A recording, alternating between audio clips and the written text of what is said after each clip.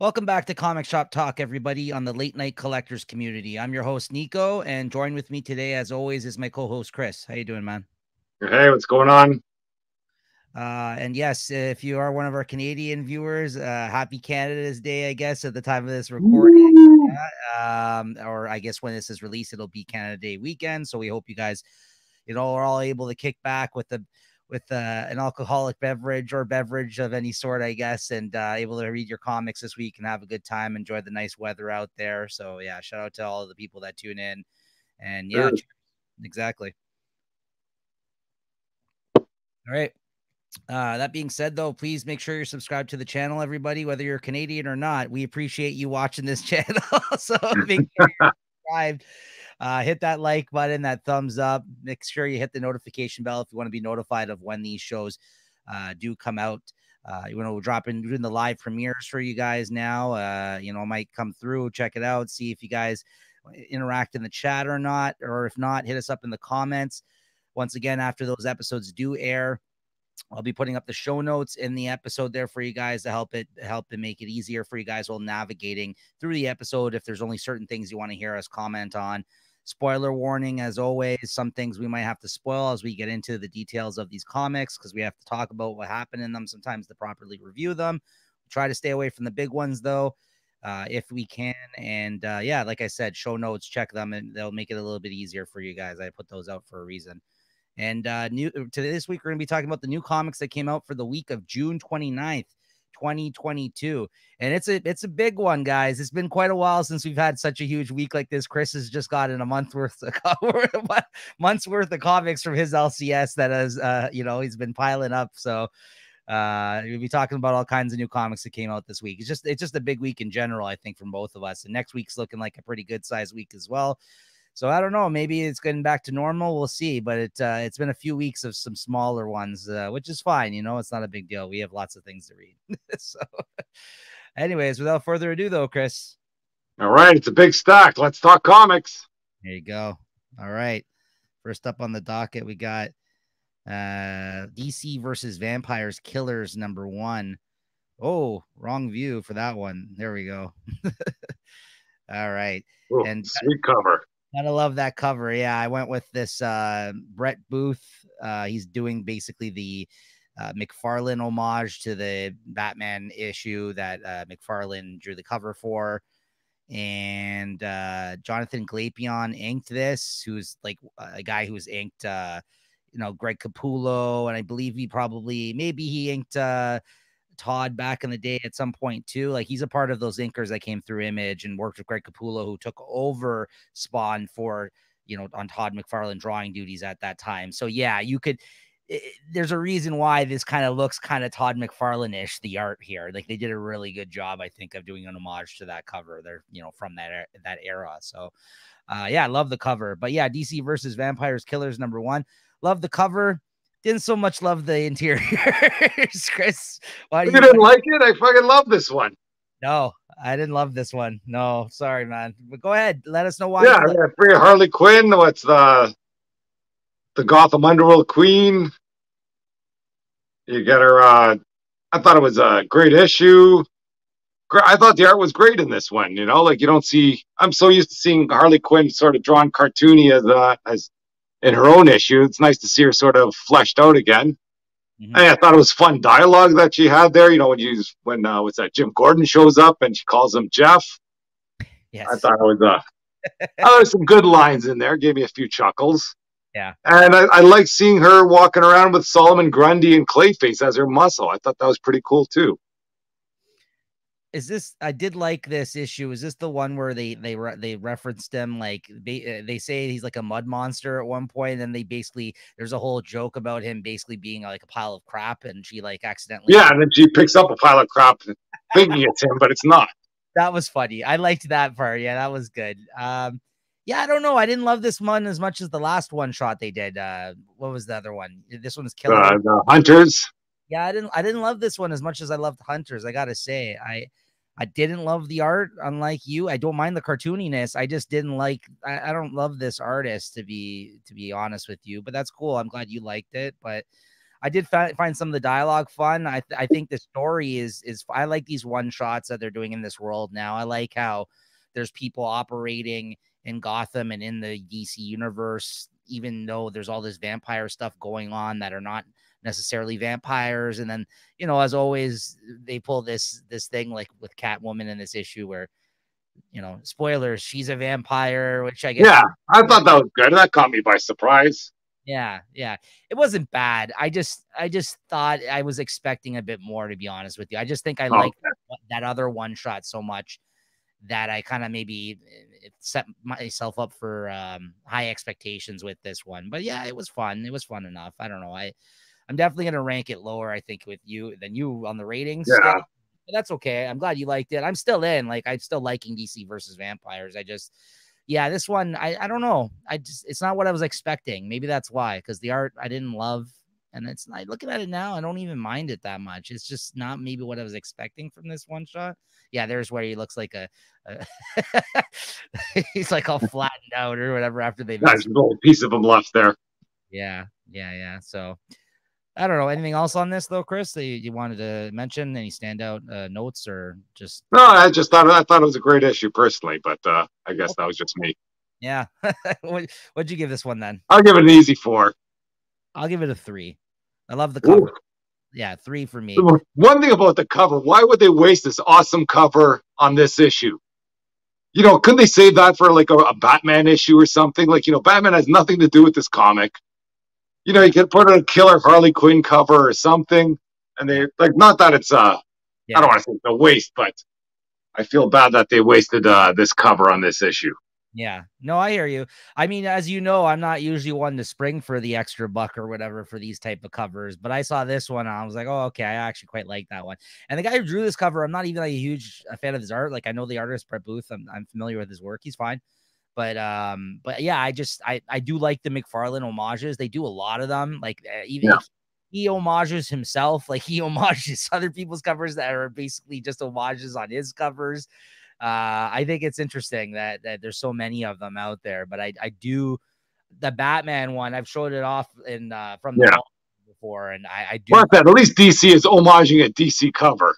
Yes, yeah, because I know that Todd went and did that on Spawn for a bunch of the covers that he did on Spider-Man, but instead it was Spawn, like the 300 cover, and he made it look, it was Spawn swinging in and stuff like that. And I get, like, he's the one that did those covers. So if you're going to homage yourself, then okay, it's not as bad, I guess. You're taking your actual creator-owned character and you're homaging a stuff that you did with the big two, even though you talk shit about them and you know what I mean. You laughed and everything else. Like, it seems, I don't know. It's weird that he does that with the Spawn doing Spider-Man stuff, but I don't mind if some other artist is going to take something from like you said, like a DC thing, like his work when he did a few things for DC and do a cover like that. Like that's cool to me, but those Spawn ones are nice too. So, all right. So there you go. DC versus Vampires Killers #1. And as we know, there's another mini series, I think, coming out soon. And they're going to continue with the main DC versus Vampires as well. So yeah, really cool. All right. Next up, Batman Catwoman #12. This is the end of this 12-issue maxi series written by Tom King, art mostly by Clay Mann. There was, I think, 2 or 3 issues that he didn't do, but for the most part, he drew this. It's taken over a year, I think, for this to come out. What'd you think of this, Chris? Because I know you read maybe one other issue of this or something. I think this might be the only issue I've read of this. No, I think there's one other one that you read, actually. I think you got for the cover. I think there's maybe one other. Okay, maybe, but I don't know. I thought it was decent, and at least they're not, the wedding wasn't a big hoo-ha, you know what I mean? I thought this wedding might be some big freaking shindig or something, and I guess they're saving that in case it ever happens in the main continuity. Yeah. But I thought it was a decent issue. But like I say, I haven't been following this series, so I can't say too much to that. It's interesting, though. I got to say, for someone who didn't read the other 11 issues, or at least, like I said, you may have, I think, read one of them. And I remember you saying at the time you were very confused coming in on that issue. And I agreed with you because I think it was a really bad spot to be coming in. I think you read like 9 or 10 or something. This issue is the most standalone kind of basic wrap up to the series out of the whole series, which is really strange. It was like it's just one of these things where he got that moment that I guess he wanted to show them in an alternate reality of them actually being married. And like, and it was just very straightforward, this issue. I mean, yeah, there was some stuff between her, Catwoman, as a mother, an older woman after Bruce has died, with her daughter, who's now Batwoman. There was some scenes like that. There were some scenes talking about the Joker. It just, I felt like as the last issue of this series, though, it was the most basic and straightforward, and it really didn't represent, I think, a lot of the others, the intricate storytelling, I think, that was going into the first 11 issues of this series. It's almost like got all of that out of the way for this very basic kind of wrap up of them just being together at the end, which is fine. Like, I have no problem with that. You're not going to see this. This is the reason why he ended up leaving the Batman ongoing title, and then everyone called it bullshit because he hyped up this whole, like, DC did, they're getting married event type thing, right? And then in the end, they didn't really.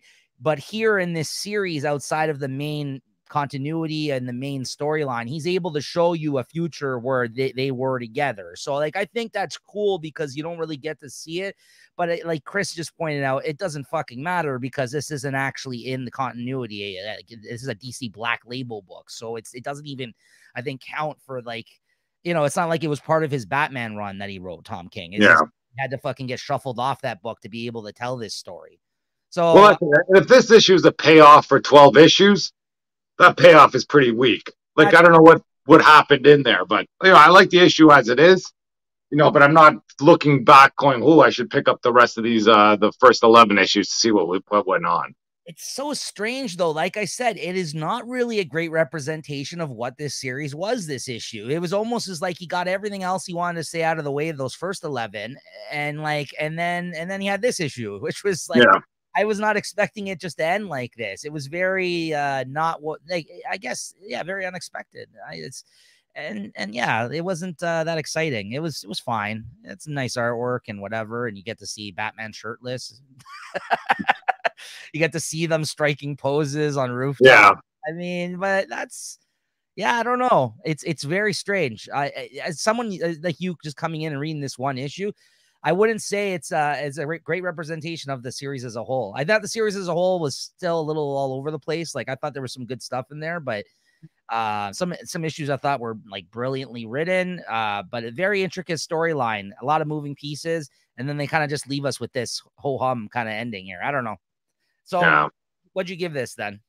I'll give it a 3.5. Like I say, I thought it just felt like a one shot, and if this could be like the annual to the Batman Catwoman series, where it's doesn't really have much to do with the story, but it fits in.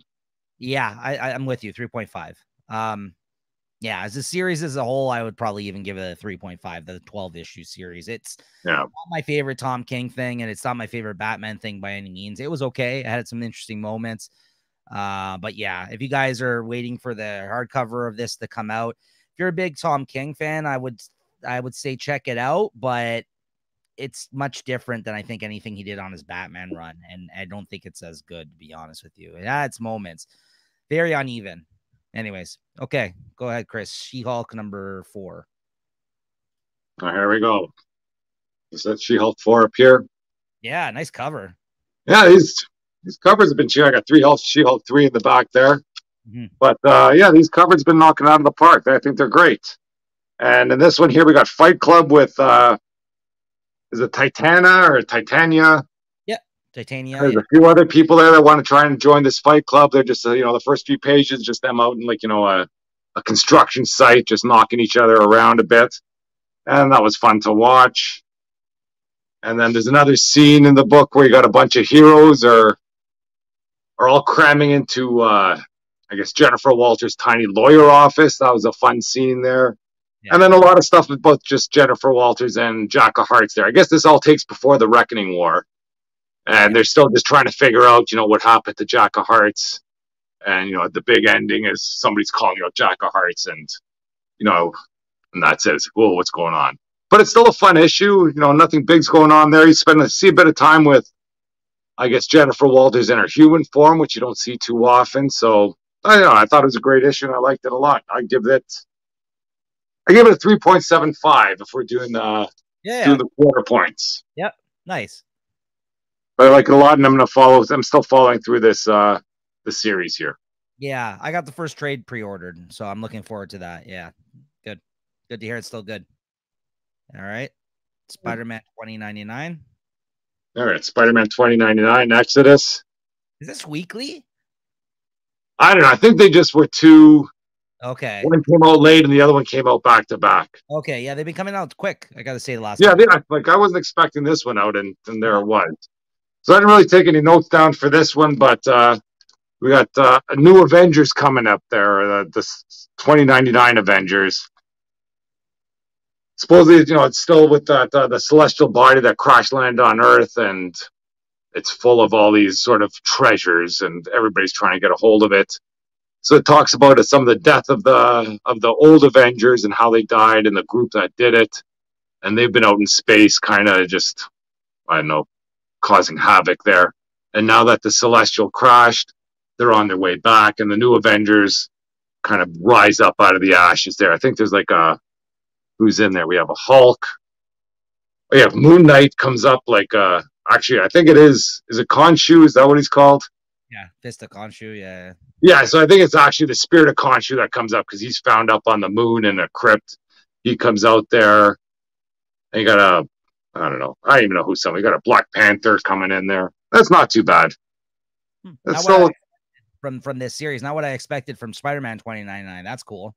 Yeah, it's more like I'd say like the Avengers Forever, where it's just all these alternate sort of heroes, kind of different takes on them coming in there. But at least Spider-Man was in this one. The last one I think was just focused more on Loki and Valkyrie or something. But I thought it was a great issue. Nice cover. And I'll give this 3.5. I'll still continue on reading them and curious as to see how it goes. I'm glad it's only 5 issues, though. By the way, I forgot to say it at the top of the show. Is this a new shirt here, or have I seen this one before? I've never worn this out here before. I just wore the red one for Canada today. Yeah, that's a nice shirt. I like that, man. A little bit of everybody on there. Yeah, I like that one. It's caught my eye. It's very nice. All right. Next up, we got Ghost Cage number 3. 3 of 3. These were oversized issues. Co-written and drawn by Nick Dragata, who I'm a huge fan of. The reason I got this. And then this other guy, Caleb Goldner, I guess, was his co-writer on this because this is one of the first things I think he's written and drawn. He's usually just drawn things for Jonathan Hickman. He drew East of West. That was his last big series that he did, which was really good. But yeah, I liked this. This was good. I think it stuck the landing. These were all oversized issues. They retail for about $6. So it was like double the size of a regular issue. Black and white art.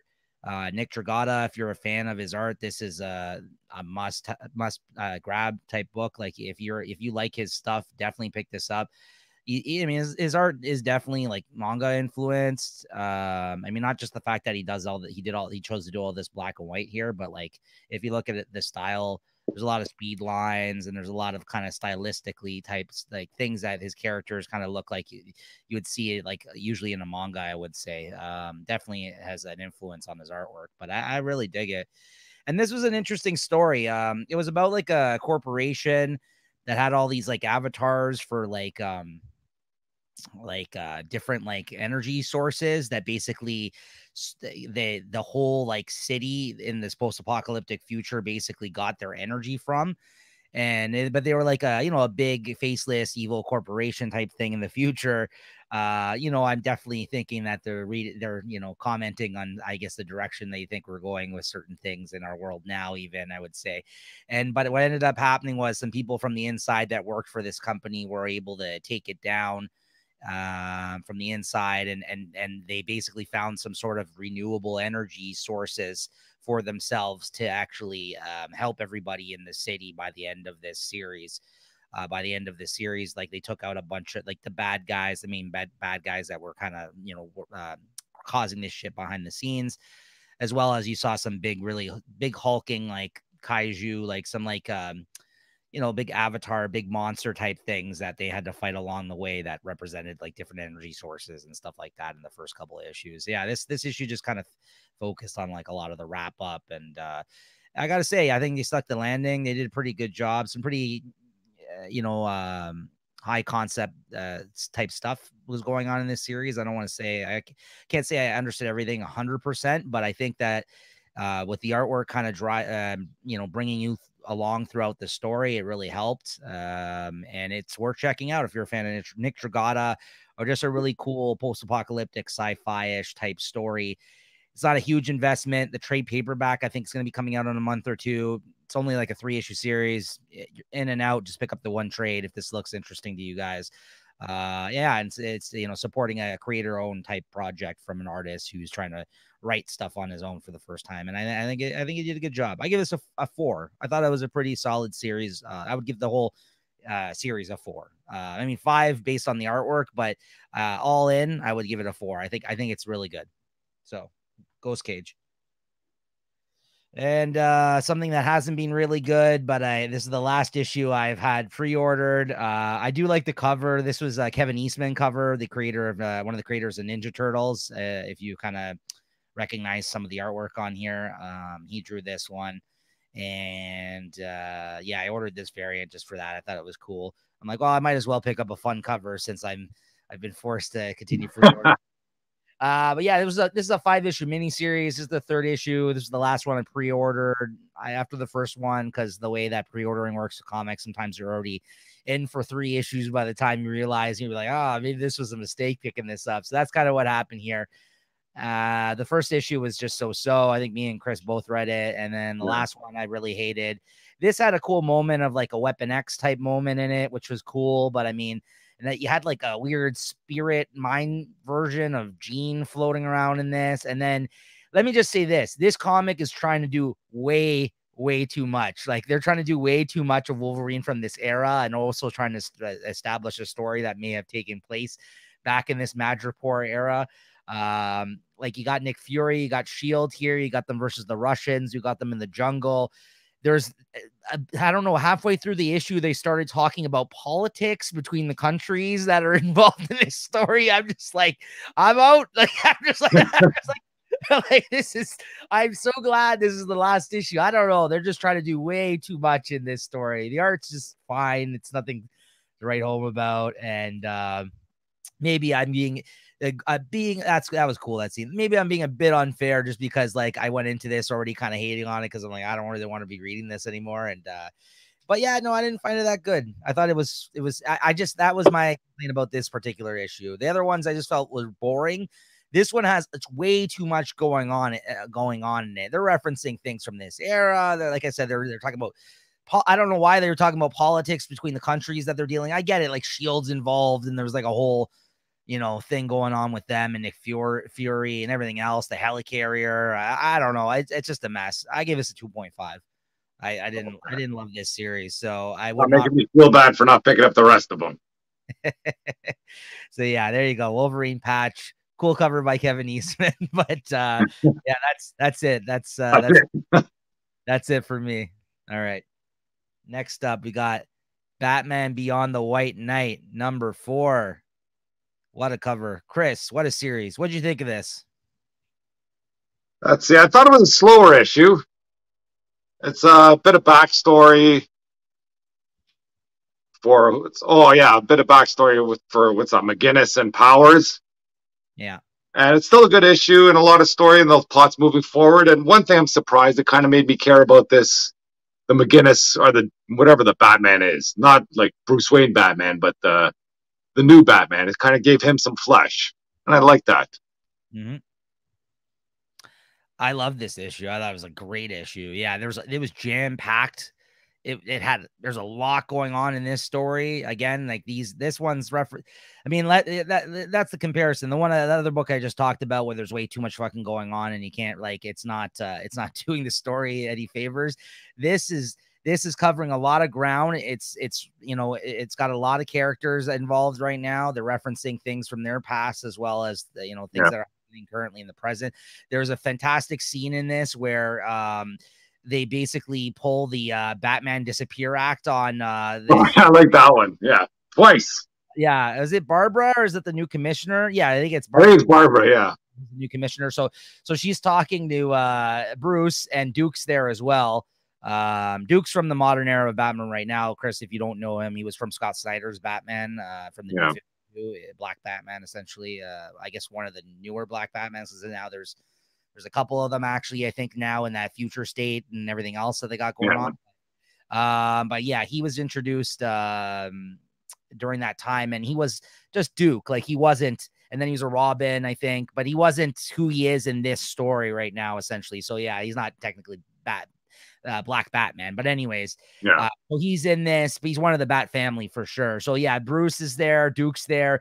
She turns around, Bruce disappears, and then she turns around, and Duke's gone. It's like, oh my god, it's like my father.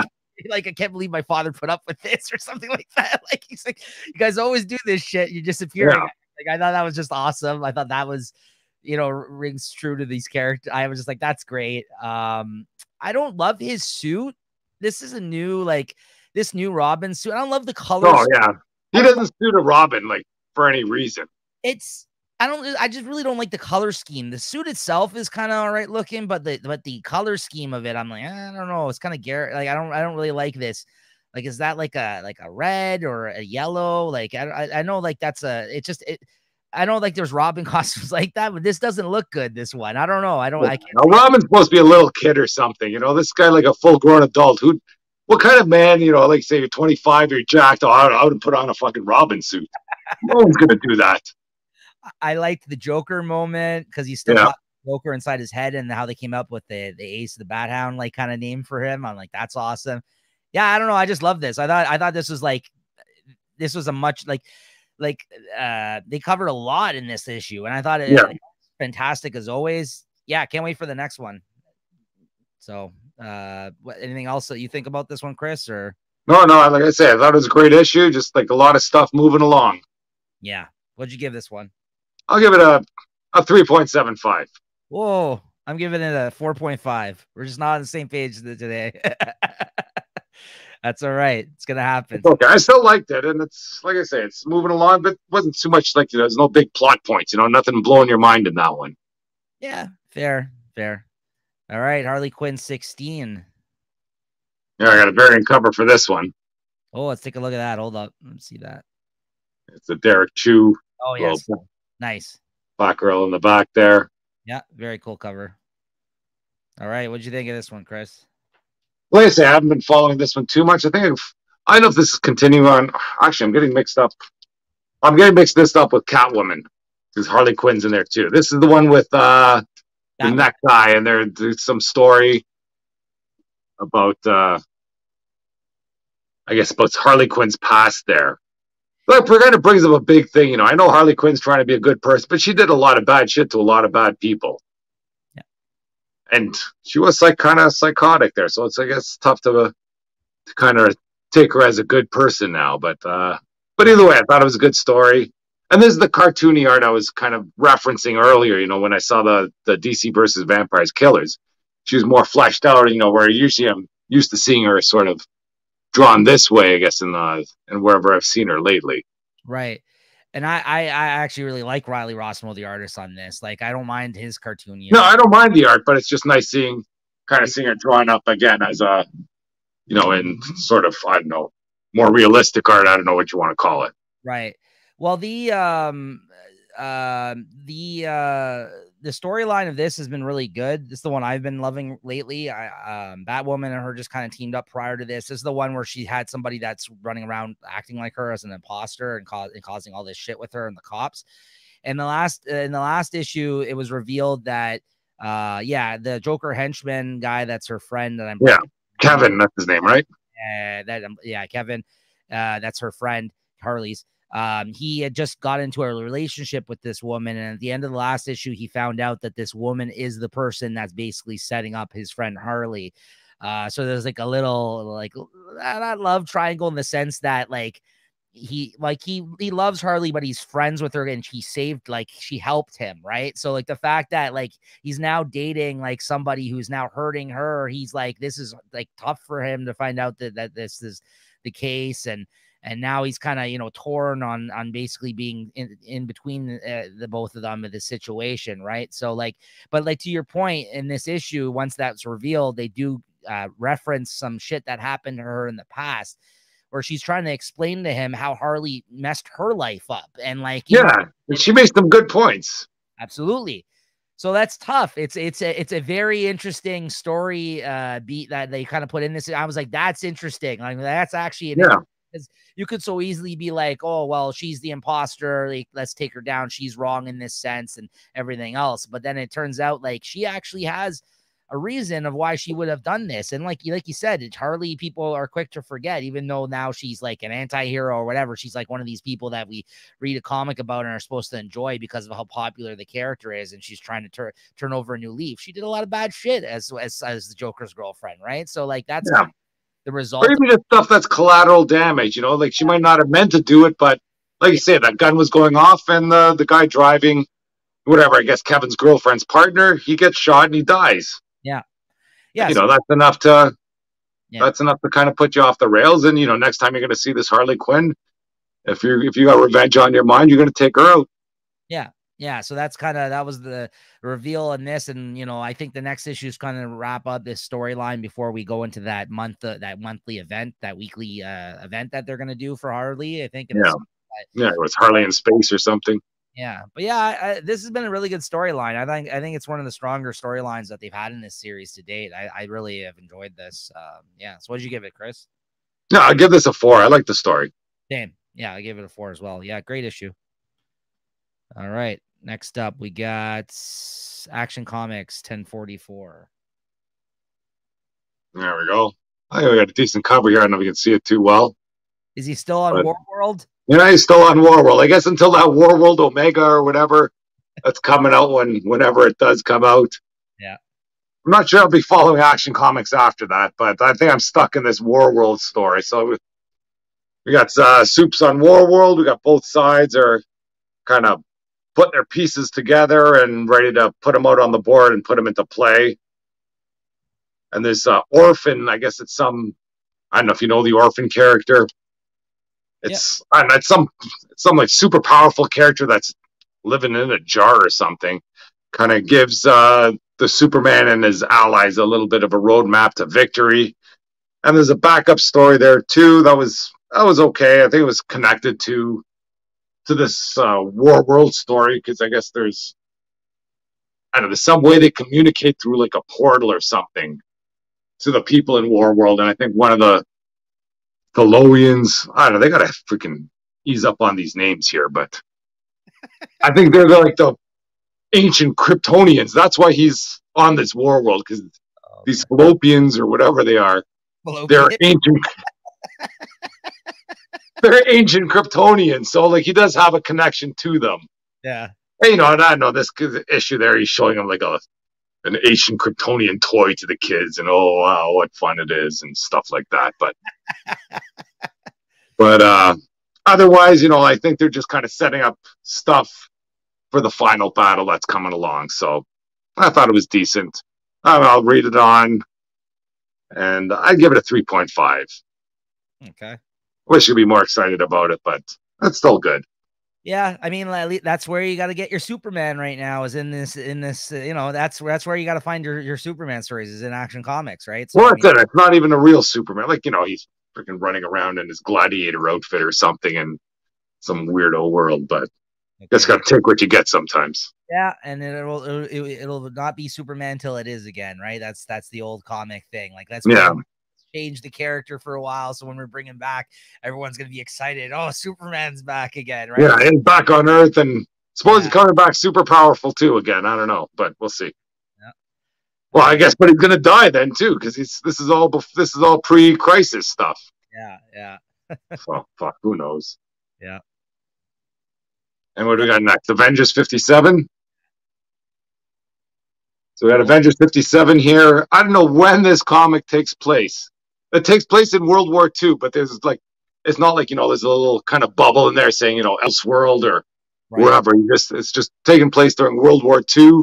You're following some General Zabos or something, and he references himself as the Soldier Supreme, and he's got the Eye of Agamotto with him. Oh yeah, that's cool. And so I don't know. It sounds like it's a different Earth. But somehow, like, the Avengers themselves aren't really in this comic. They make a few sort of cameo appearances, like that Homer in the bush. They kind of just come out and then they freaking back away. Yeah. But and they're fighting Mephisto in here, and then I think that they're just kind of putting some new players on the board or putting new players in the game for when this multiverse or this army of Mephistos come together, and they're going to be bringing in all these characters from all over the place to fight them. But it was, it's a nice story. It kind of reminds me of the old Nick Fury stuff back in the day. And I think they're fighting Nazis in here. There's a well, it's not Man Thing, he's War Thing. He's in there. They kind of have a little scene with him. And then there's a Ghost Rider that's driving a tank. He's like, "Oh, where were you?" And he goes, "Oh, I was, shooting hellfire into zombie Nazis or something." And it's some other, on a different front. And I think at the beginning he was chasing a possessed submarine. It was a bit of a wacky issue, I guess. I guess what I'm getting at there. It sounds like fun. It was a good issue. And then at the end, you just see the freaking Avengers Quinjet fly by in the sky, and then they're like looking. Oh, I don't know what battle they're fighting, but I feel like it's a big one. It's like, okay, well, that's the issue. There's sort of no explanation to it, but it's still a fun issue to kind of trying to piece together who's who and what's what. Right. And I'll give it a 3.75 just because. Yeah. Confusing, but it's good. Sounds like fun though, man. I like that. Yeah, that's Soldier Supreme. Yeah. All right. Next up, we got A Righteous Thirst for Vengeance, number 9. Yeah, I mean, after the last issue, which I gave my favorite of the week, I believe that week, which was that cringy issue where the guy was torturing those people. This was like such a weird like shift in tone. It was a very laid back issue where now the guy who saved the kid from that guy that was torturing everybody, they've now relocated to Mexico and they're just kind of just living out there. And this issue basically just focused on where they're at currently, a day in the life of them being out in Mexico now, him taking care of this kid. And yeah, again, there was very little, word balloons in this. Like the story is told a lot through the art, which is great. And which is fine as well. This series has been kind of sparse on this, I think, the story in that sense, but like mostly driven by the art. But yeah, they go out to the beach and then he goes and buys some shrimp and then he makes this guy make them shrimp tacos. That just means something bad's coming. Right. So yeah, it just felt like such a weird shit. Like you're just focusing on their day. They're like, "Oh yeah, you're having such a good time. We got away." Blah blah blah. Yeah. This is interesting. And although I wouldn't say something horrible happened by the end of this issue, there is something that happened at the end of this issue where somebody from this guy's past from back home has now appeared in his home in Mexico. It's his mother. And for whatever reason, his mother, he finds her in his home by the end of the issue when he gets back there after spending the day out and about with this kid. What that means, I have no idea if that is a bad thing or not, but someone must be there or knows that he's there, because I don't know how his elderly mother all of a sudden got there. And like, what I mean? He's been on the land, like he's been off the grid and everything else. And like, for whatever reason, by the end of it, she just shows up, and that felt very strange. So I guess we're going to find out next issue, but yeah, like, as you can see, yeah, when they're having a happy time and it's got righteous thirst for vengeance, right. You just know someone's getting ready to die. But it's almost like he did that purposely after the fucking last issue being brutal. And then this issue is just like, it's such a very quiet, like just them having a fun day type of story. Just let the readers freaking reset a bit. Yeah, which is fine. It was an enjoyable issue still. I liked reading it. I mean, like the art was good and it was, but just very different. And there was a moment too where he coughs up at one point and he may have been run to the pharmacy and it looks like he coughed up blood. So I don't know if he has I don't know what's going on there, but there's like a lot of like foreshadowing, I think, of things going on right now. And we're not completely sure, but I think it's not like a crazy reveal. So I'm just going to show you. I think it's his mother. I just want to make sure I'm right about that. Not the kids. It's his mom. I don't know what she's doing there, but anyways, yeah, there you go. Righteous Thirst for Vengeance number 9. Not what you would expect from a book called this issue, but I gave it I'm going to give it a 3.25. It wasn't bad. No, I'm gonna give it 3.5. It is what it is, this issue. Yeah. I mean, like, it's not, I'm not gonna give it less points just because it wasn't what I wanted from the story, right? It's fine. This is, like you said, I think they're just bringing our guard down after that last one. There's a reason for this, right? They was trying to lull you. It reminds me of The Walking Dead, you know, where you know Yeah. that's some big episode, and then you know just freaking some lulls in there just to kind of what's going on, and then you know at the end, boom, they kill the freaking person. The comic was like that too. There was issues where they literally just stand around talking the whole issue, and that's Yeah. what it is. But like, there's character development there. But it's like, you know what I mean. So like, so that's why I'll give this a 3.5. It was a decent issue, but like, I don't know what's gonna happen now. I'm kind of nervous that you said that. Well, you know, something bad's gonna happen. I'm like, oh man, I don't know. Guy's coughing up blood and whatever else. Yeah. Okay, next up we got the excellent number 4. I said I was dropping this with the last issue, but I guess this is the last one I pre-ordered. I don't know. I'm picking up the trade of this though. I still enjoyed this. I still enjoy this. I thought this was a good issue. I kind of like it more and more every time an issue comes out. This is still focusing on basically the new team of the Excellent, and one of the members of Ecstatics that now is running that team, which are just a bunch of assholes, it seems like, and it's run by an asshole, but like all the people that are in the group aren't actually as big of an asshole as he is, and he tends to bully everybody around, and he's just trying to get one up on the Ecstatics, who was his former team. And then it kind of this issue focused on, I don't know, this guy that looks like David Bowie or or Mike Allred, the artist, because he also kind of looks like this. I'm not sure who they're trying to make him look like, but this guy, his whole power is shit comes out of his belly button. So he's got this weird suit where his chest is exposed here. Like, it's all the way down to his belly button. So like shit like flies out of it. I don't know. But he's got all this like big hairy chest and everything else. So, I guess it's better than him wearing a crop top or something. oh, it's funny though. I like it, man. It's a very satirical, again, look on superheroes and X-Men teams and the world that we live in and everything else. Like, there's definitely a satire of this comic. So if you don't really get the humor or go in knowing that about this comic, you'd be like, what the fuck is this? Like, this is fucking weird. But it is. It's weird on purpose. So anyways, I love Mike Allred's art. Peter Milligan, he's usually better than not. I think he's doing a good job a few issues in this series. I can't wait till pick up the trade. Appearance by Doctor Strange in this one. Yeah, I have a good time with this series. I think it's good. I think I'll give this issue 3.75. Let's go with that, because I think that is the nice sweet spot, I think, for this one. It wasn't into 4 territory. I don't think it's 3. It's 3.75. It was a good issue and another good chapter in this. And I'm gonna pick up the trade though. I have dropped it, but every issue that's come out since I felt like that was the last one, unlike Wolverine Patch, has been enjoyable. I'm like, why did I drop this? Because everyone is been getting better. 2 issues in, I'm like, I don't know, maybe I'll just pick this up and trade. And ever since then, I'm just like, oh man, this is actually really good. Why did I drop this in issues? But oh well, it's too late. All right, next up, Iron Cat number 1. You got the physical copy of this one, Chris? Or there we go. Yeah, I got one of the variant covers here. Oh yeah, very nice. Yeah. Iron Cat there. I think it's a limb cover or something. Nice. Yep. I didn't know what to expect out of this comic. I just bought it because it was Black Cat, but I can say I was pleasantly surprised from this issue. I thought the art there, it was great. It's Perry Perez or something like that. And he's the guy that did Spider-Woman. I was a big fan of Spider-Woman, and I think these characters here are even better. Not only that, it's him throughout the whole issue. He does 2 different styles in this issue. There's like flashback moments where you usually get another artist to do flashbacks.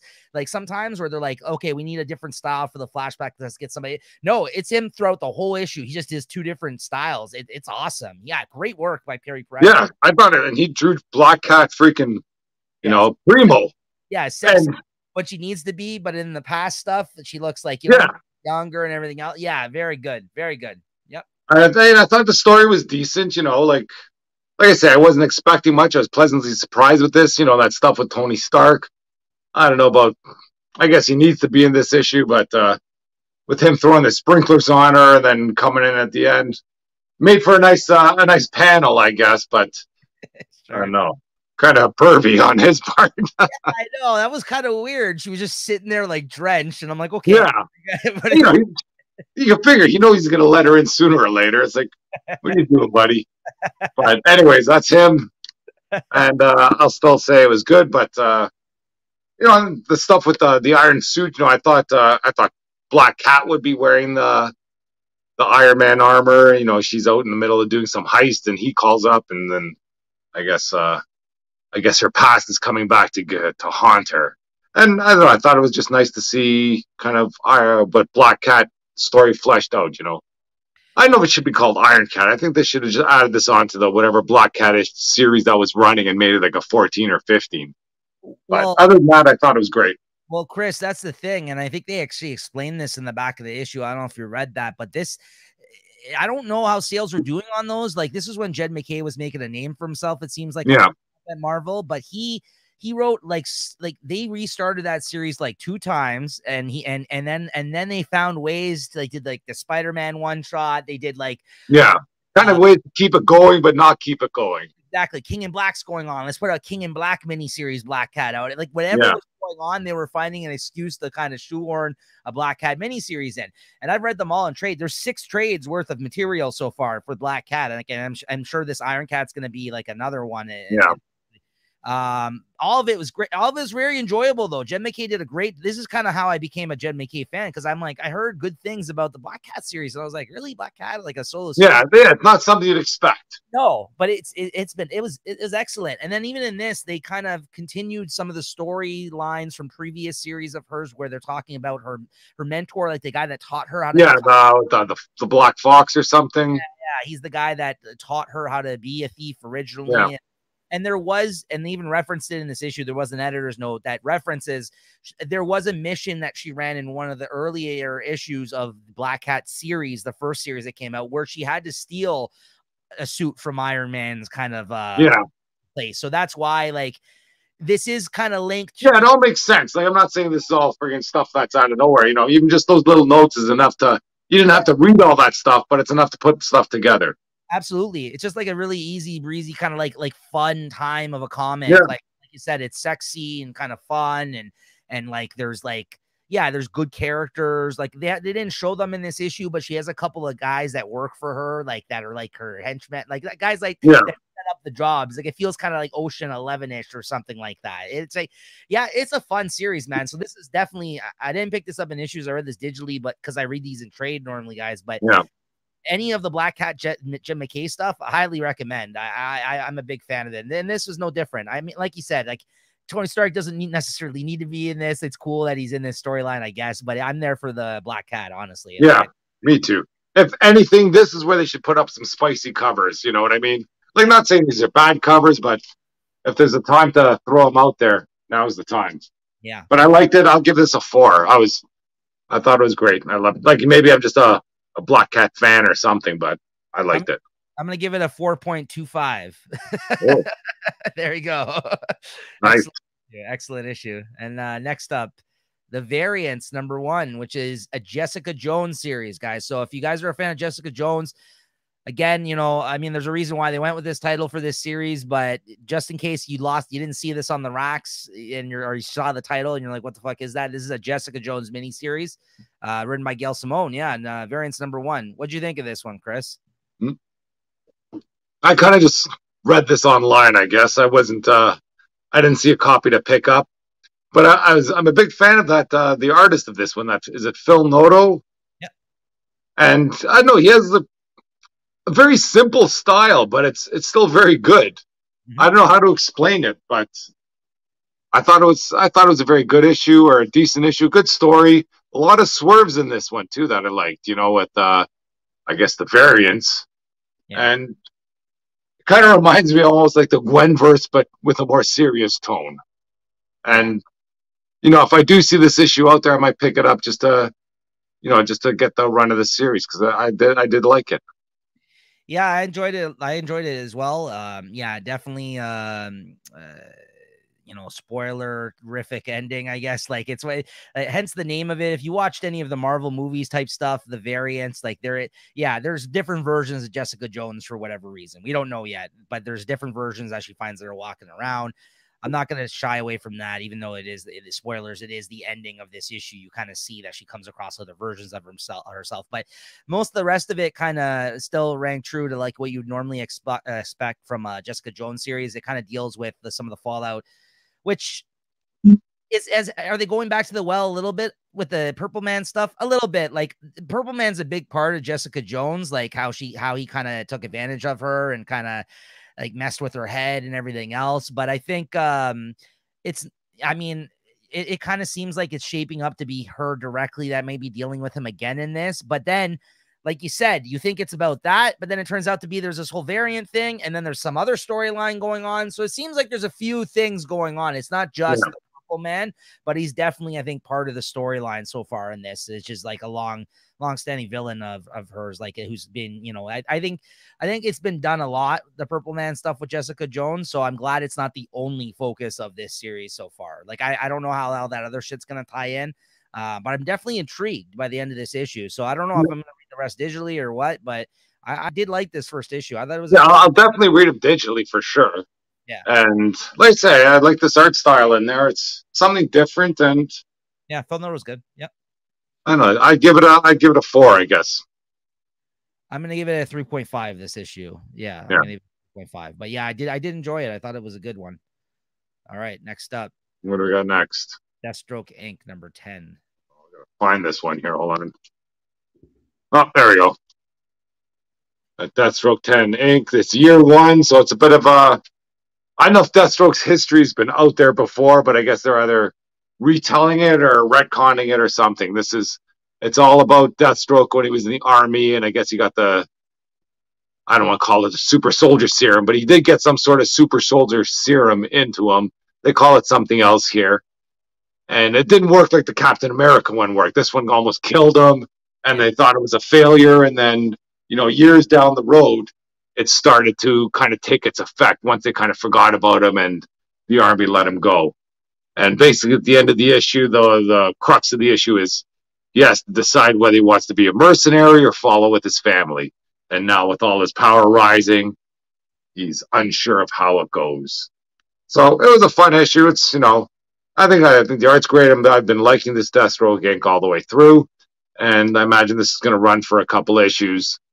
I'll see where it goes. It's good. Can I ask you, is this still Joshua Williamson writing it, or is this Ed Brisson now? Does it say Brisson or Williamson on the cover there? It's Brisson now. This is his first issue then. Okay, cool. I like this guy as I like his stuff. So that's why I was curious. So maybe since this is like all kind of stuff taking in the past, maybe I guess that Joshua Williamson guy's got a lot on his plate right now. Maybe he gets a chance to take a break here and work on his other things. Yeah. But still a nice issue, or still a good issue. I don't know much about Deathstroke, so I'm happy to read all this stuff. It's all new to me. And I'll give it a 3.75. Okay, cool. And Scorch, number 6. Do you have any idea what's going on in this book? This one was a little bit simpler. I just don't remember what went on. I read a ton of shit this week, and I didn't really take any notes on this one. There. But it's still, whatever. I think the Scorch group has been set up. It's kind of split up into 2 groups. There's still, somebody prophesied that one person in that group is going to turn on them, and they're all still working on it. I know there's probably some cliffhanger at the end, and I forgot what it was, but it was still great art. Good story, moving along, but unfortunately, I just didn't write any notes about what happened in there. And I swear, I did read a ton of stuff this week on Tuesday, Wednesday. Yeah. Some old stuff and just other stuff, everything out there. But I'm still following the Scorch, and like I say, that's the only one I'm keeping out of them all. And I don't know, it's just there doesn't seem to be a resolution to the story on the horizon yet. So we'll see how it goes. I give it a 3.5. Okay, cool. All right, next up we got Public Domain number 1, a big release this week through Image Comics. This is the first Chip Zdarsky drawn and written series that I know of. At least he came into prominence with being the artist of Sex Criminals through Image Comics. That came out years ago now, but that was written by his buddy Matt Fraction. This is now that he's become a big writer, generally from Big Two comics for the most part, even though he's done some Image stuff too. Of course. But I mean, he's been working all over the place. He's putting out a lot of books, and this is his now his series that he's writing and drawing. What do you think of this, Chris? Well, it's tough to say.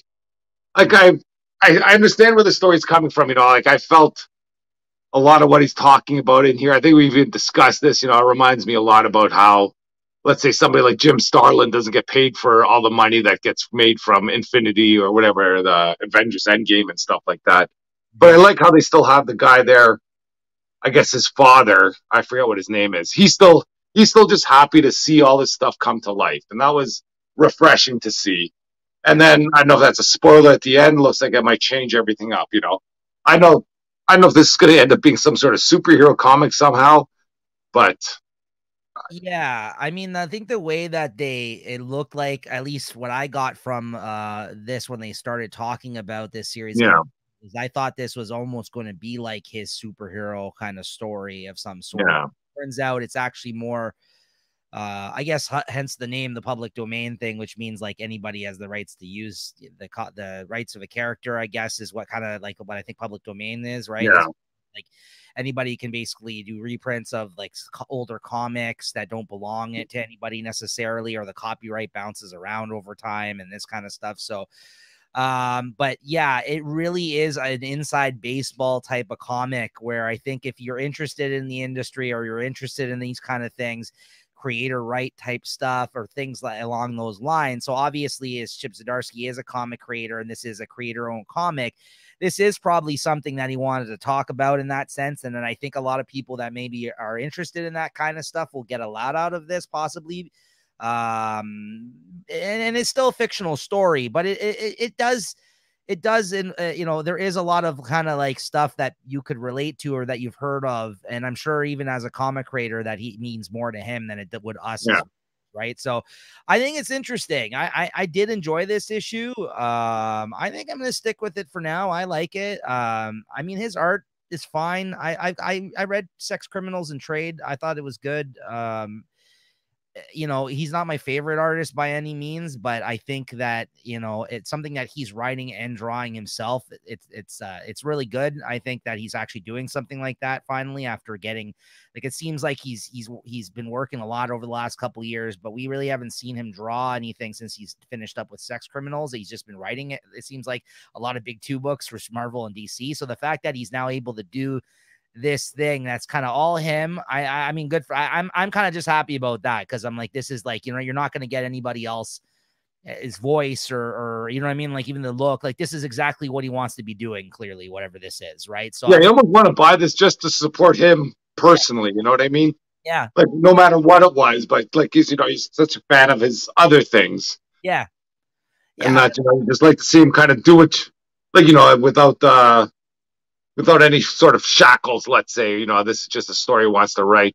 I just wonder when he kind of came up with this story, because it just reminds me a lot of stuff I thought about back, you know, when, you know, these Marvel movies were freaking blockbusters, and the people that really wrote the stories, more Marvel than DC, I think, are just kind of like, you know, barely get a mention in the credits, you know, just a little freaking line, you know, oh, thanks to Jim Starlin, you know, and I wrote this freaking your 20 movie screenplay, basically, you know.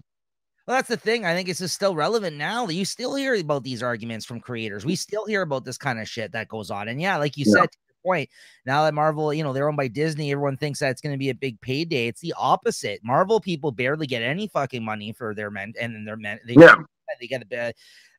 There's even an argument that was going on for the most recent trailer of Thor: Love and Thunder that's coming out. Is Esad Ribic, who drew those issues.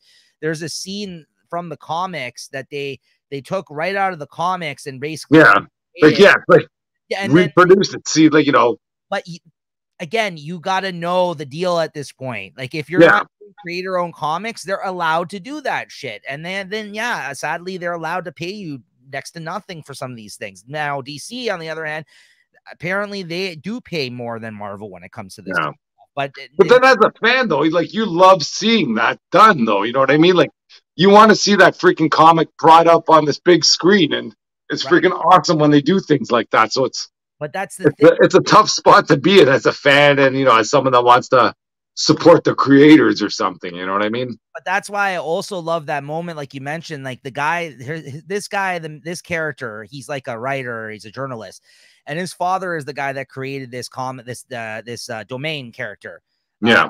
So I guess then hence the name public domain too as well. But the domain character, now he's got this big movie that they say it's like the middle movie of part of their new phase of movies. So he's literally talking about the Marvel phases and everything. Yeah.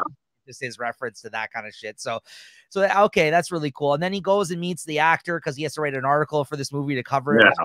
Want to, and he's an asshole. And like, you know what I mean? Like, and then they have there's a scene where like one of the people that's I guess is the handler or something for one of the people that works for the movie studio. This girl, she's a big fan of his. Like he's at the runway, and it's true. Whenever these comic creators go to these things, they're not the one that everyone's wooing for. It's the big stars that everyone cares about. Yeah. Like, oh my God, like that's the creator of, like, shouldn't we get like photos with that? It's like, oh, no one cares about that. Like, he was like one of those. And then she went up to him and she gets to chat with him. And as she's in the movie screening, there's this great scene where she turns around and she sees like how happy he is, like watching his creation on the big screen, like to your point, like what you said. I thought that was a great moment in this issue because I'm like, yeah, you know what? There is people that I bet are like that. And then there's going to be people that are going to be very bitter about it. And then there's going to be people that have mixed feelings about this kind of shit, right? Because how are you supposed to feel? Like, you could be a fan of the film, but at the same time be like, man, these guys fucked me over. Like, they never gave me shit for that. You know what I mean? You'd be very, I think. So yeah, I dug it. I think this is but you have to be kind of, I think, into this kind of thing. And is this a better of a trade waiter? Like, possibly, because you could probably enjoy this more in one big chunk if you know kind of what you're getting into with this. Yeah. So I don't know. I've already got the next few pre-ordered. I'm sticking with it for now, personally. I don't know. I enjoyed it, but yeah, I hear it's very niche. Like, even though comics is niche in particular, even this like subject matter in this, like the story that he's telling in this, yeah, I don't know if it's going to be for everybody, to your point, Chris. I don't know. Like, do you think you're going to stick with this or no? I'll definitely read it online. I don't know if I'll be buying it though. Okay. But like I said, I do want to buy it just fight the power or whatever, support the power, I guess. Yeah. No, it was well written though, and I think it's an interesting. No, I think it's a great story, and hopefully he kind of goes into other areas too. It seems like it can't be. No, you can't write 12 issues about this, but I'm sure there's gonna be other things going on. Yeah. Yep. Yeah. So what'd you give this then? I'll give it a 3.5. Well, 3.75. I got to give more than a 3.5. I'll give him a 4. Yeah, I thought it was a good first issue. I'm definitely interested. Definitely not what I expected. That's for sure. Yes, I me neither, actually, though, because I didn't think it was gonna be like about that either. But then when I got into it, I was like, oh, okay. I'm like, well, it's interesting just to hear his thoughts maybe on this particular story, told through a story, being a comic creator, right? So like that's I was like, again, but it's very inside baseball. Like, if you're not into the industry, if you're not into this kind of shit, you may not want to read this comic. This is not a superhero comic for anybody out there that might be thinking, right? So anyways, but that's not everything I read is. So I mean, I'm okay with that, right? But I think it's like I said, going into this, I thought it's almost something like an Invincible sort of thing, or right, like this is the public domain kind of, I'd be like a satirical hero, but there's no heroes at all, unless who knows how he's gonna swerve it. But the book that does have to do with the comic industry and is basically like that, to your point, is Crossover. That's Donnie Cates. Now, so I would say that this is not like Crossover in that sense, but Crossover has a lot of the same type of like inside kind of like industry type stuff going on. Yeah, but it's freaking. But it's got it goes in, it goes crazy. Superheroes in it, yeah, exactly. Yeah. This is more real world type of stuff. Yeah, absolutely. Yeah, good point. All right, and lastly, guys, we got Iron Man Hellcat Annual #1. And I also got an variant cover here. Oh, that's a nice cover. I like that. That's a nice cover. Yeah, that's sweet. And for anybody that didn't pick this up, that's reading the Iron Man series. It is by the same writer of the Iron Man series, and it takes place, I think, after issue 20. It said at the start of this, right? Of Iron Man, which is that when they break up or just before? Well, it's somewhere around that, in that same time frame. I don't know if it said before or after 20, because I guess it's after he proposed. Yeah. Because here there she's having dreams about him, or about what their wedding would be like and things like that, and then she wakes up in a plane. So, they kind of, if I didn't read a preview, they might have hooked me in there where she changed her mind, and that's what this was about. And then what? She ends up in a haunted house, goes to hell, and that was an okay story. I just bought it for the cover, really. It was kind of weird. It was very hokey. I felt this annual. I mean, it is an annual. It is definitely a story that I don't think is essential to the main storyline whatsoever. It was fine. It had some like you said, there's the Damon Hellstrom type thing that they mentioned. I guess that's who she dated, and there's a whole thing with Blackheart, I think is his name. That guy who is from I thought Blackheart was more of a devious character. They're not freaking showing up to, like, I just remember him like the Hearts of Darkness or whatever, like it's not a character they just bring up, willy-nilly. And he seemed to be brought up here willy-nilly, Yeah. They're like, oh, let's think of some more demonic characters. Let's get Blackheart out here. Yeah, we haven't seen him in ages, and this is how you're gonna bring him back? Like, he should be in the freaking, I don't know, Dark Reign or something like that. Yeah, this fell into, for me, one of those things where, like I said, it definitely, I think, deserved to be just an annual issue, because a lot of the annuals and non-essential storylines, but I hate fucking dream sequences, and like that's what this fucking issue like was essentially to me. Like, I'm like, what the hell is this? And I didn't like the art. I don't know. I didn't love this. I was kind of disappointed, because I like the ongoing Iron Man series. Like, again, I read that in trade. Chris talks about it here. I quite like that, but I think that like this issue, and that's why I was surprised, is by the same guy. I'm like, what the fuck is this? I don't know. I just thought it was very cheesy, very cheesy. I don't know. Maybe they're trying to go back to her Scooby-Doo roots or something. I don't know.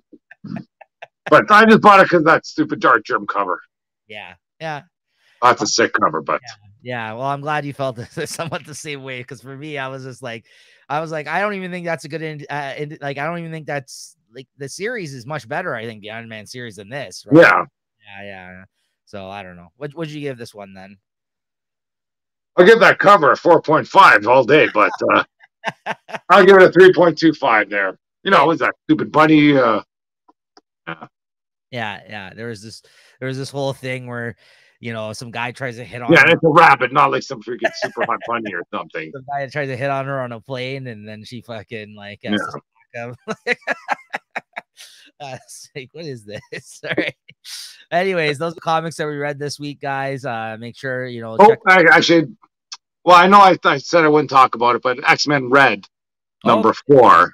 Yep. I bought the issue. I don't know where it is. I misplaced it. I bought it for one of those stupid Hellfire variant covers. But there were some big things that went on in there.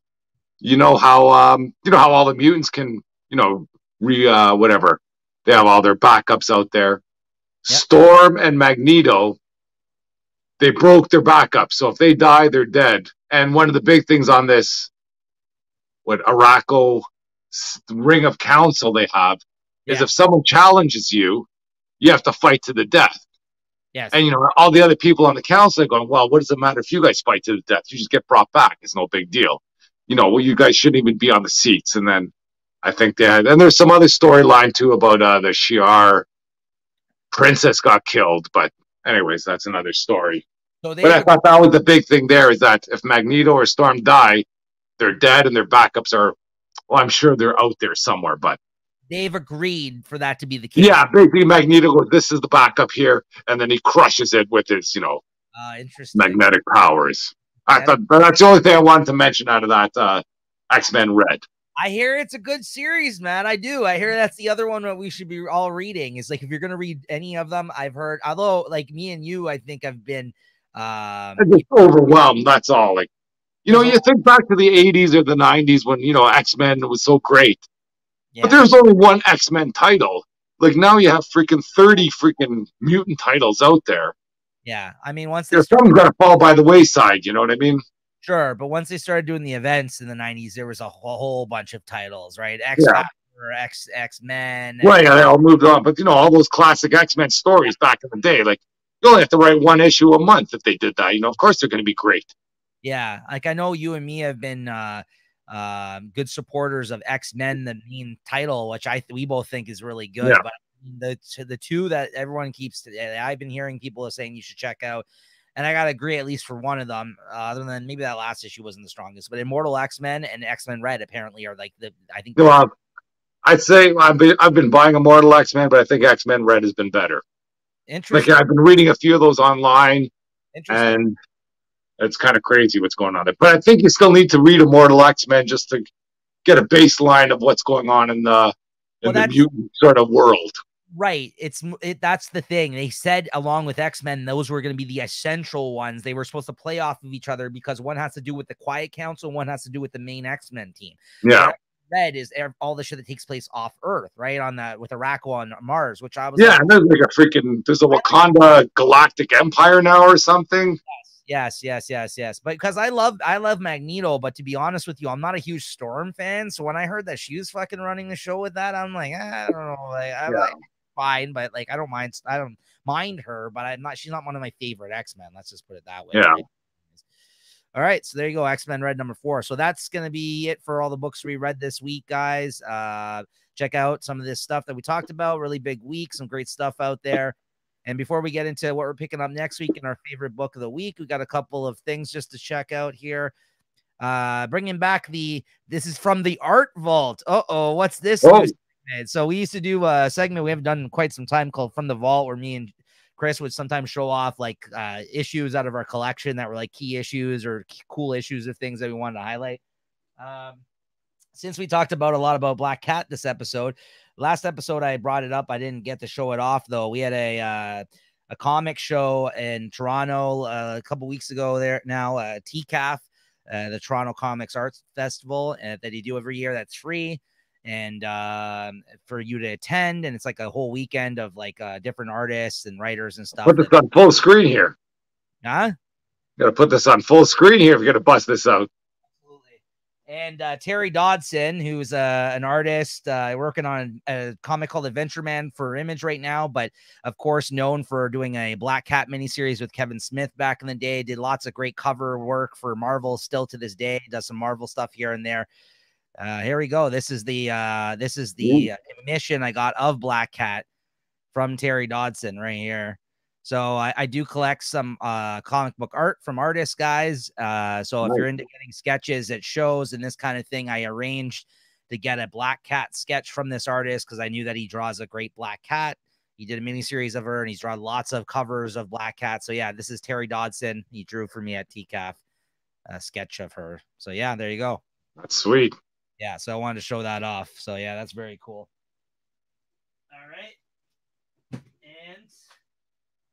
All right, and that's from the Art Vault. There you go. Maybe it'll return again as a segment sometime. So we kind of used to show off like key issues and stuff like that, but I wanted to show off a piece of art. So and I got a bunch of that as well. So all right, and now I'm just gonna go over a couple of solicitations. Last episode we went over the solicitations for Marvel and DC.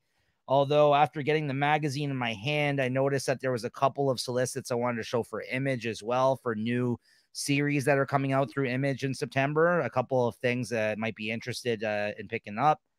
All right, so just give me 1 second here.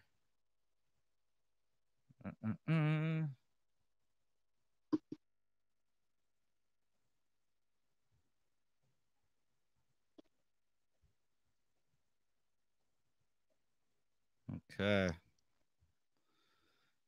All right, so I wanted to highlight some of the Image lists here. All right, so, I'm not going to go over the stuff that I already end up picking up and reading on the show, any of the Image series that we grab already, but I did want to just highlight the new issue section on Image.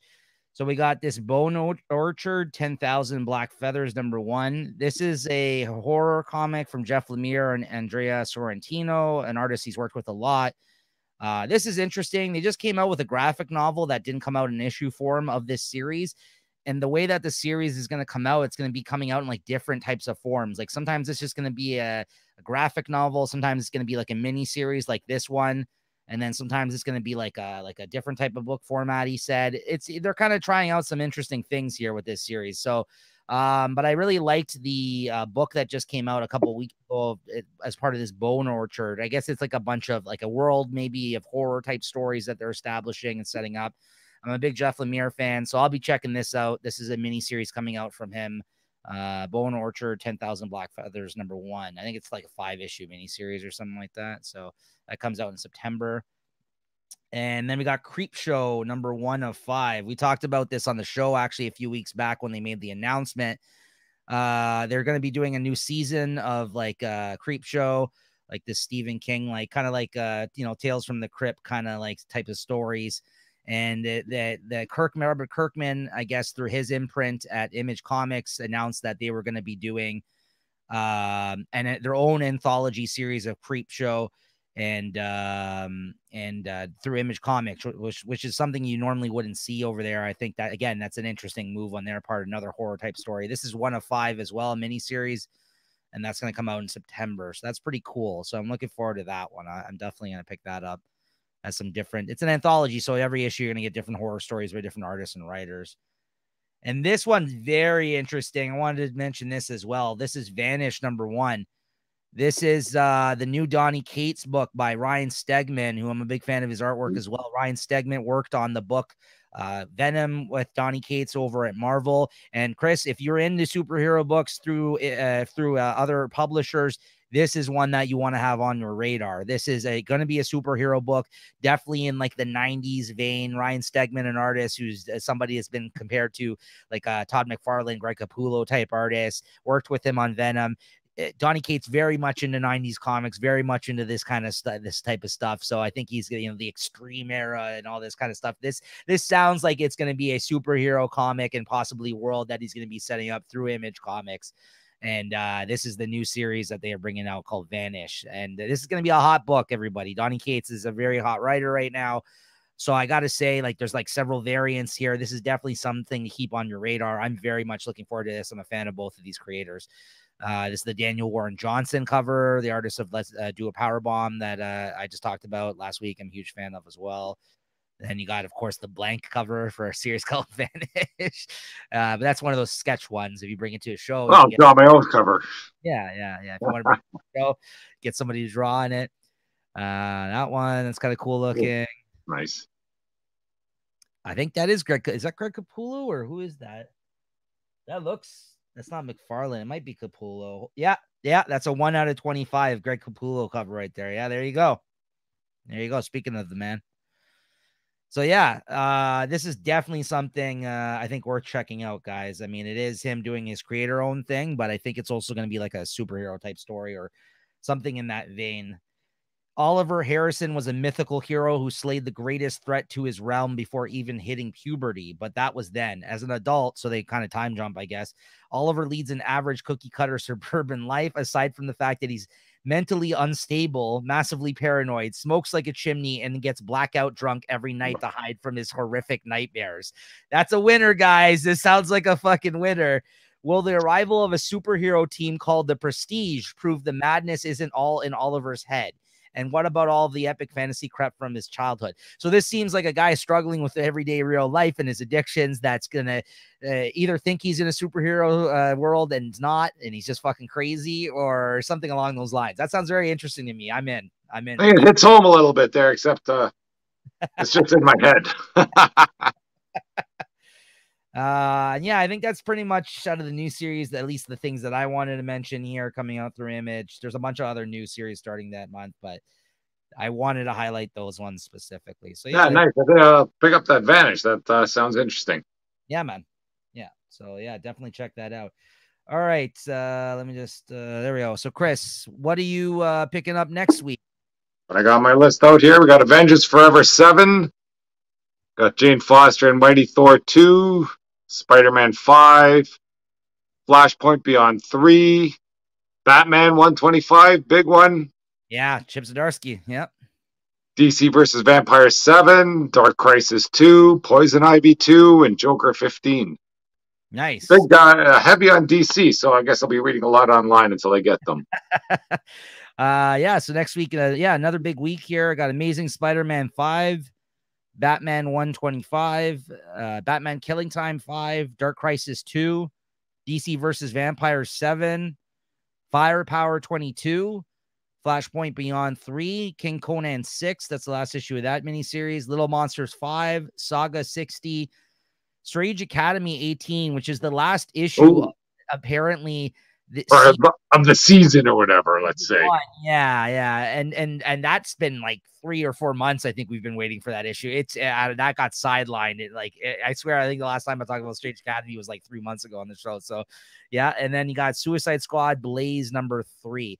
Yeah, great big week again for me. I think I got 12 comics right there. I think about the same this week. So yeah, there you go. We got a couple of big weeks coming out right now. And also, if you guys are into Teenage Mutant Ninja Turtles, The Last Ronin hardcover comes out next week, which is a series that's come out over the past year, which is a future set tale of the last Ninja Turtle who's alive out of the original 4. I won't spoil who he is. I've already heard who it is, but very cool. I've very much been looking forward to that. That's been a collection that's taken a while to come out because the issues took almost 2 years, I think, 5 issues to come out. So it's been like a slow rollout of this series. So I'm looking forward to that. And one I didn't highlight from the previews of also coming out in September. Again, if you're into the Turtles, they're doing a series in September, like a 4 or 5 issue miniseries. That's a Teenage Mutant Ninja Turtles, like a cartoon series special or something. It's called like Saturday Morning Special. It's basically, it's the cartoon version of the Teenage Mutant Ninja Turtles miniseries, not the comic one that's been going on for the animated adventures. Yeah. So I'm like, okay, it's like a 5 issue mini. I'm like, okay, I'll probably check that out. It sounds fun. It sounds like they're going. Hey, listen, I'm a fan of that. So that's I was very young. I want the Gritty Turtles. Well, if you do, check out Last Ronin, because that's basically what that is right there, the Gritty Turtles. So, all right, guys, we're at our favorite moment of the show here, as always, our favorite book of the week. Chris, what is it this week? You're not gonna like it, but I love DC whatever. The Killers, DC versus Vampires Killers. I love that one. There you go. I'll show off this cover for you. This is Chris's. Yeah. There you go. All right. No, listen, I don't have to love it. It's your pick, right? I mean, that's cool. with Iron Cat there, close second behind, because that one threw me. That one put me over the top there too. I wasn't expecting anything out of that one. I agree with you 100%. I was just going to say that as my runner-up. So yeah, Iron Cat for me, also very close runner-up for me this week. But ultimately, I got to go with one that you didn't love as much as me. That's Batman Beyond the White Knight. No, but that was still a good issue. Oh yeah, no, for sure. But yes, Black Cat though. Iron Cat, number 1, close second for me for sure this week. Yeah, absolutely. And and you know what? I got to say, even though, I gave it a lower rating too, and just from talking about it though, go support this if you like Chip Zdarsky, because I think this is a worthwhile read. If this sounded interesting, I think this is very cool. The more we talked about it right now, I actually enjoyed it even more, to be honest with you, than we kind of just got to discuss it. And that's sometimes the case with some of the books we talk about. But yeah, there you go. Good week. Big week. Yeah, good week, big week. Yeah. Always good. All right. Well, there you have it, guys. We will see you guys again next week. Thank you for tuning in as always. And yeah, we'll see you guys next time. Later. All right. Happy Canada Day. Happy Canada.